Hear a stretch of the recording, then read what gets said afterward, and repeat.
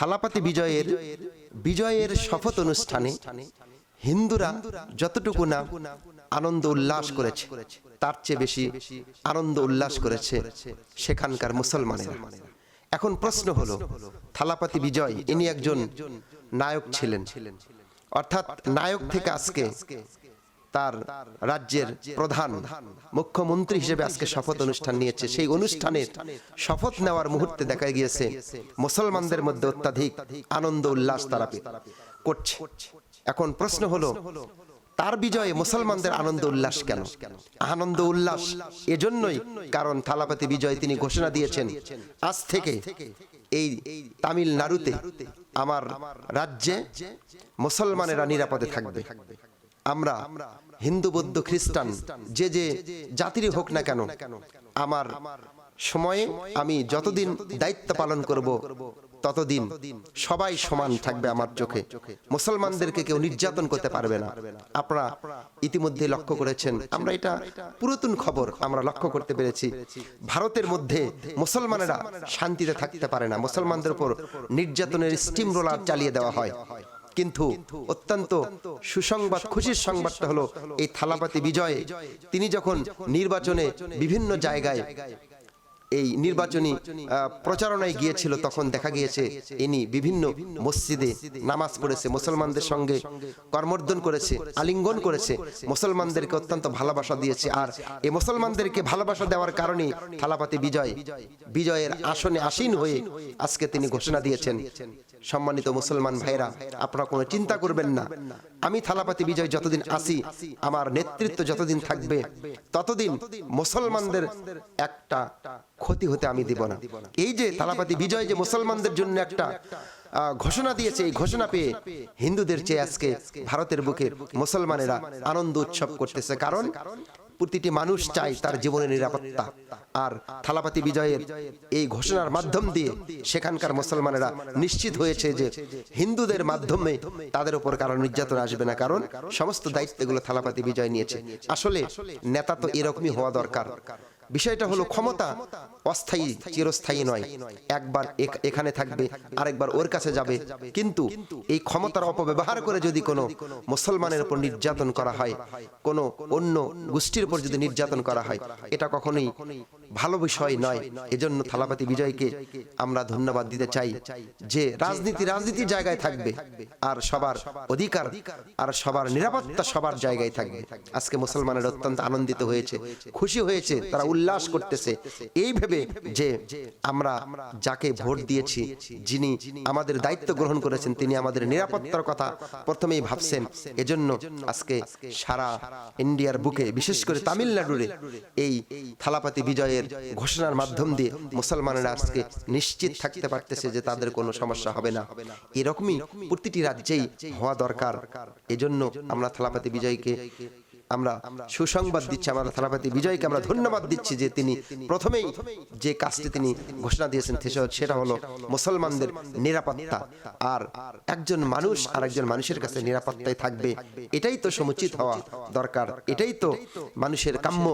সুতরাং অত্যন্ত সুন্দর একটা তিনি ঘোষণা দিয়েছেন এবং ভালো একটা নিরাপত্তার একটা কথা বলেছেন। এজন্য শুধু ভারতের বুকে নয়, ভারত সহ অন্য দেশেও, তামিলনাড়ু সহ অন্য দেশে, আমাদের বাংলাদেশ সহ বিভিন্ন দেশ থেকে সেই থালাপাতি বিজয়ের প্রশংসা ভাসছে। সে আজকে সারা পৃথিবী জুড়ে প্রশংসায় ভাসছে যে তিনি এমন একজন নেতা, যে নেতা কোনো গোত্রের জন্য নয়, যে নেতা কোনো বংশের জন্য নয়, যে নেতা সবার জন্য, বিশেষ করে মুসলমানরা সেখানে যেন সুন্দরভাবে নিরাপত্তায় থাকতে পারে, সে বিষয়টা তিনি দেখেছেন।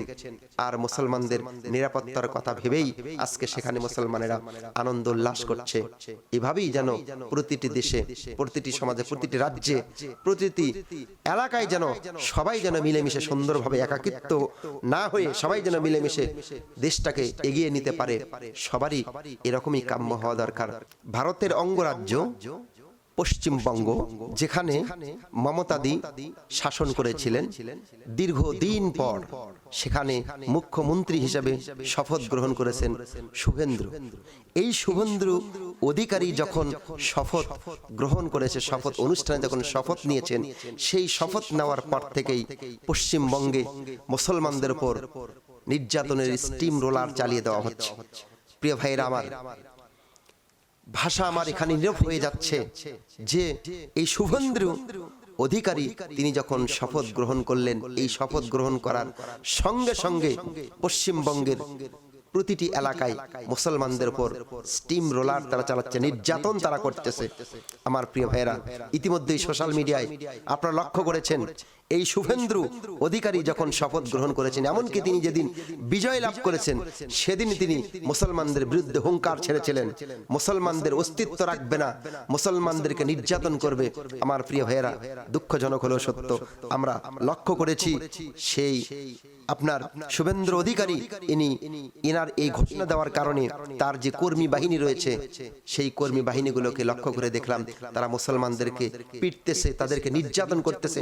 এমনকি আমার প্রিয় ভাইয়েরা, মসজিদের ভেতরে আমি কেন সবাই ইউটিউব মিডিয়ায় লক্ষ্য করেছেন সেই মসজিদের ভেতরে গিয়ে হিন্দুস্থানের হিন্দুরা, সেই পশ্চিমবঙ্গের শুভেন্দুর কর্মীরা এরা মসজিদের ভিতরে ঢুকে ঢুকে মুসলমানদেরকে নির্যাতন করছে, তারা পিটতেছে, মুসলমানরা নামাজ পড়তেছে। ইন্না লিল্লাহ, সেই মুসলিমদেরকে তারা ধরে ধরে নামাজের মধ্যে, মসজিদের মধ্যে তারা এরকম করে মুসলমানদেরকে নির্যাতন করতেছে। আমার প্রিয় ভাইয়েরা, আরো অত্যন্ত দুঃখজনক যে সেখানে দেখলাম সেই মসজিদের ভিতরে তারা ঢোল তবলা বাদ্যগুলো বাজাচ্ছে। ইন্না লিল্লাহ, আল্লাহর গজব, আল্লাহর গজব তাদের উপর পতিত হবে, আল্লাহর গজব তাদের উপর নাজিল হবে। আমার প্রিয় ভাইয়েরা, আমরা সকলে জানি আল মসজিদ বাইতুল্লাহ, মসজিদ হচ্ছে আল্লাহর ঘর। সেই আল্লাহর ঘর পৃথিবীর শ্রেষ্ঠ জায়গা, আল্লাহ রাসূল বলেছেন পৃথিবীর শ্রেষ্ঠ জায়গা হলো মসজিদ। আর সেই মসজিদের মধ্যে গিয়ে হিন্দুরা আজকে এরকম করে ঢোল তবলাগুলো বাদ্যগুলো তারা বাজাচ্ছে, ঢোল তবলা বাদ্যগুলো বাজিয়ে মুসলমানদের নামাজের মধ্যে তারা সমস্যা সৃষ্টি করতেছে, তাদেরকে নামাজের মধ্যে তাদেরকে পিটতেছে, তাদের জামা ধরে টানতেছে, তাদেরকে এইরকম করে নির্যাতন তারা করতেছে। আমার প্রিয় ভাইয়েরা, এক সময় সেই পশ্চিমবঙ্গে যিনি প্রধান ছিলেন মমতাদি, ওনার সময়ে এরকম কিন্তু মুসলমানদের উপর এত নির্যাতন হয়নি। মুসলমানেরা মসজিদের মধ্যে নামাজ পড়তো, আল্লাহর ইবাদত করত।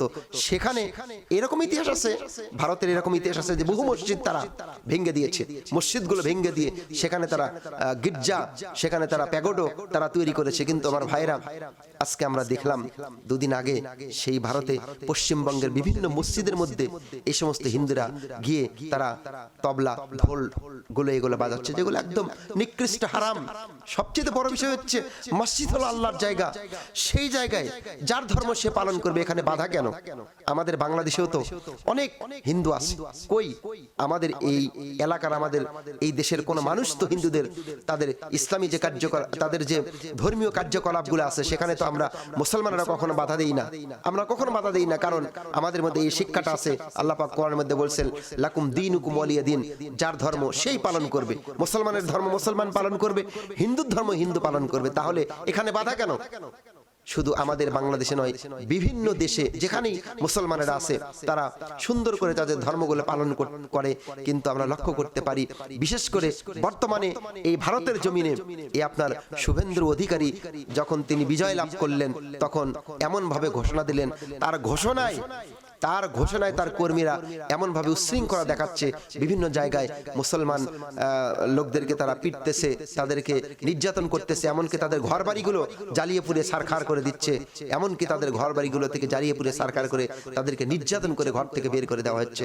প্রিয় ভাইয়েরা, এটা কেমন রাজ্য, এটা কেমন নেতা, যে নেতা মানুষদেরকে নিরাপত্তা দিতে পারতেছে না, মুসলমানদের উপর নির্যাতনের স্টিম রোলার চালিয়ে যাচ্ছে। আমরা এই শুভেন্দু অধিকারীকে বলবো, এখন সময় আছে, আল্লাহর গজব থেকে বাঁচতে যদি চাও, আল্লাহর গজব থেকে যদি রক্ষা করতে চাও, তাহলে মুসলমানদের উপর নির্যাতন করো না। কারণ মুসলিমরা হচ্ছে আল্লাহ রাব্বুল আলামিনের মেহমান, এই মুসলমানেরা হচ্ছে আল্লাহ রাব্বুল আলামিনের মেহমান। আল্লাহ রাব্বুল আলামিনের মেহমানের সঙ্গে, আল্লাহর ঘর মসজিদের সঙ্গে যদি এরকম বেয়াদবি করে, এই বেয়াদবি করার ফল কখনোই ভালো হবে না, শুভ হবে না। আল্লাহর পক্ষ থেকে গজব তাদের উপর নাজিল হবেই হবে। এজন্য আমরা উদাত্ত আহ্বান জানাবো শুভেন্দু অধিকারীকে এখনো সময় আছে, সময় থাকতে তুমি তোমার পথে ফিরে আসো, ভালো পথে ফিরে আসো। বিজয় লাভ করেছো শুনলাম, এই আপনার এই শুভেন্দ্র বিজয় এ নাকি ভোট মেরে ক্ষমতায় আসছে। যেভাবেই তুমি আসো না কেন, কিন্তু ভালোভাবে তুমি তোমার শাসন পরিচালনা করো, মুসলমানদের গায়ে ঠোকা দিবা না। এতটুকু জেনে রাখো, মুসলমানের ভাই, একজন মুসলমানকে যখন কষ্ট দেওয়া হয় সারা পৃথিবীর মুসলমান তখন কষ্ট পায়, কারণ মুসলমানের আয়না। এজন্য আমাদের দুঃখ লাগে, আমাদের কষ্ট লাগে, কি করে আমাদের ভাইদেরকে, মুসলিম ভাইদেরকে তারা এরকম করে নির্যাতন করতেছে, নামাজ পড়তে দিচ্ছে না, ঘরে থাকতে দিচ্ছে না, তাদেরকে এইভাবে পিটিয়ে পিটিয়ে রক্তাক্ত করছে, মা বোনদেরকে লাঞ্ছিত করছে, মা বোনদেরকে ঘর থেকে বের করে দিচ্ছে। আমরা উদাত্ত আহ্বান জানাবো ভারতের প্রধানমন্ত্রীকে নরেন্দ্র মোদীকে, তাকে আমরা উদাত্ত আহ্বান জানাবো, আপনি এদিকে লক্ষ্য করেন, এদিকে দৃষ্টি দেন, আর যেন কখনো কোনো সময়ের জন্য মুসলমানদের উপর যেন কোনো আঘাত না আসে। কারণ মুসলমানেরা যদি সব দিতে জানে, মুসলমানেরা কল্লা দিতে জানে, জীবন দিতে জানে, কিন্তু মুসলমানেরা ইমান বিক্রি করতে জানে না। আমরা ইমানের বলে বলিয়ান হয়ে সোচ্চার থাকবো, আল্লাহর কাছে কায়েমনে বাক্য দোয়া করবো, আল্লাহ সেই হিন্দুস্তানের মুসলিমদেরকে তুমি হিন্দুদের কবল থেকে রক্ষা করো, তাদেরকে নিরাপত্তা দান করো, আল্লাহ তুমি তৌফিক দান করো, সবাইকে কথাগুলো বোঝার তৌফিক দান করো, আল্লাহ মুসলমানদেরকে তুমি হিফাজত করো, বিশেষ করে সেই পশ্চিমবঙ্গের মুসলিমদেরকে আল্লাহ রাব্বুল আলামিন তোমার পক্ষ থেকে গায়েবানা মদদ নাজিল করে তাদেরকে হিফাজত করো, আল্লাহ হিফাজত করুক।